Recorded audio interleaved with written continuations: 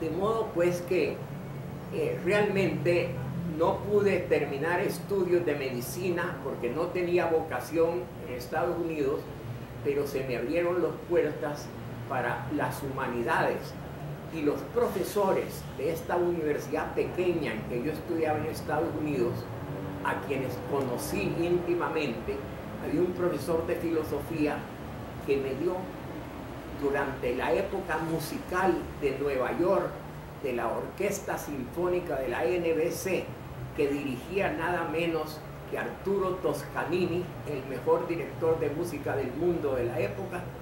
Fui domingo a domingo, después de ver un juego de béisbol de los Yankees, al Rockefeller Center, a la Orquesta Sinfónica de la NBC, y ahí me tocó escuchar a todos los grandes solistas del mundo.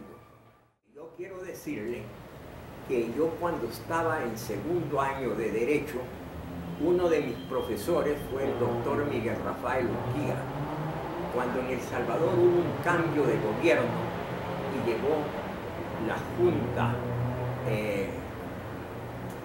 cívico-militar de gobierno, en donde estaban oficiales jóvenes como en esa época mayor Óscar Osorio, general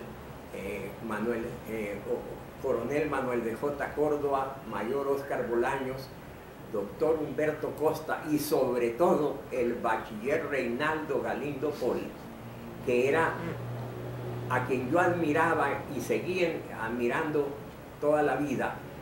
Entonces me nombraron subjefe de organismos internacionales del Ministerio de Relaciones Exteriores.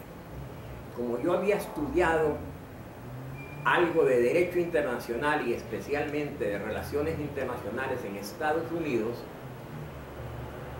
ya al terminar los estudios de Derecho se me nombró profesor de Derecho Internacional de la Universidad de El Salvador. Ahí estuve dando clases que 20, 30 años. Como era la única universidad y la única facultad de Derecho, todos los que eran menores que yo pasaron irremisiblemente por mi cátedra y son ahora, más que discípulos, mis grandes amigos. Como trabajé en Relaciones Exteriores, fui ascendiendo y llegué a subsecretario de Relaciones Exteriores. Hubo un cambio de gobierno, salí yo, seguí ya ejerciendo la profesión de abogado y dando clases en la Universidad de El Salvador, cuando se me nombró ministro de Relaciones Exteriores.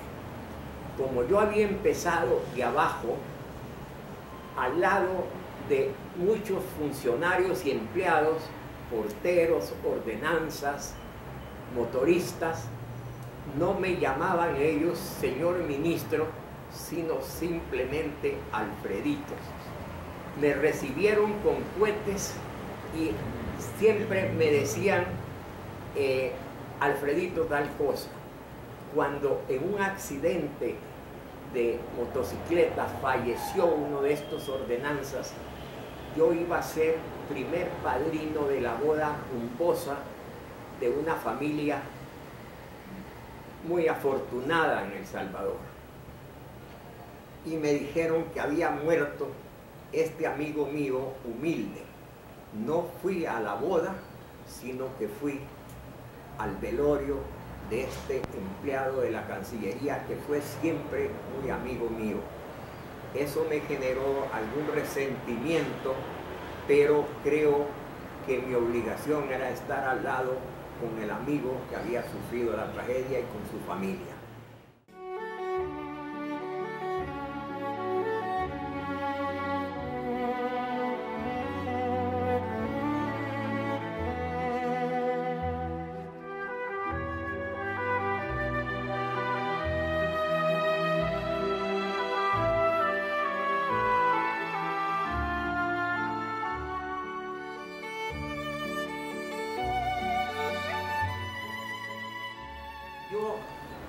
Había escrito algunas pocas cosas, pero algunas habían tenido pues algún modesto éxito. Recuerdo un discurso que dije sobre Abraham Lincoln, la efigie de Lincoln, que se ha reproducido en España y en varios países latinoamericanos. Pero era muy joven y los académicos de mucha edad, como los doctores Enrico Córdoba, Hermógenes Alvarado, David Rosales, Romeo Fortín Magaña, eran gente muy ocupada, y entonces dijeron que para que la academia trabajara un poco, que había que llevar a gente joven. Me visitaron los doctores Córdoba y Alvarado a pedirme que yo fuera, y yo decliné por considerarme que no reunía los requisitos para ser académico de la lengua.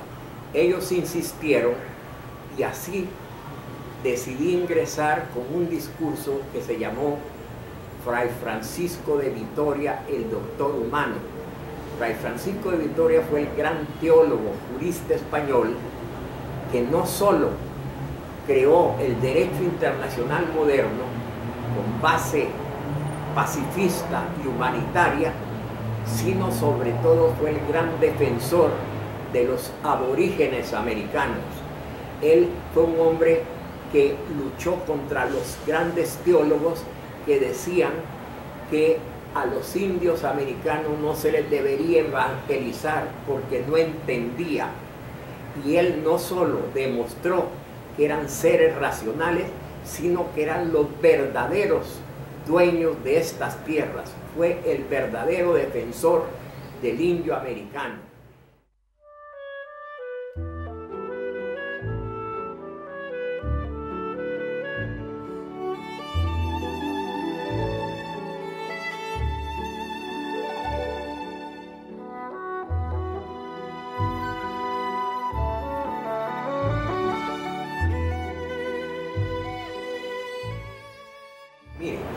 Yo, como le he dicho, tomé muchos cursos de literatura española, francesa, inglesa y alemana.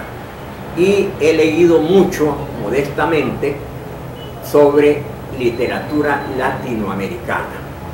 Eso me ha permitido escribir una serie de ensayos, presentación de libros, prólogos, en donde hago énfasis en las humanidades y en la necesidad de que los jóvenes lean.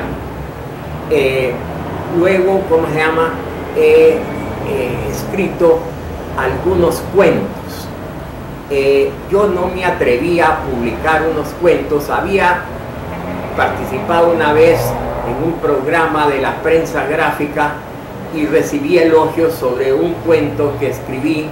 Trata de un enfermo mental que nunca había sonreído y que un joven estudiante le obsequió en Navidad una almohada.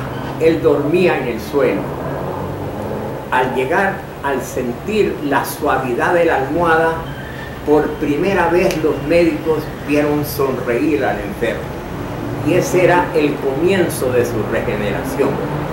Ese cuento se llamaba algo de las Navidades, el regalo del navideño, no sé, recuerdo exactamente.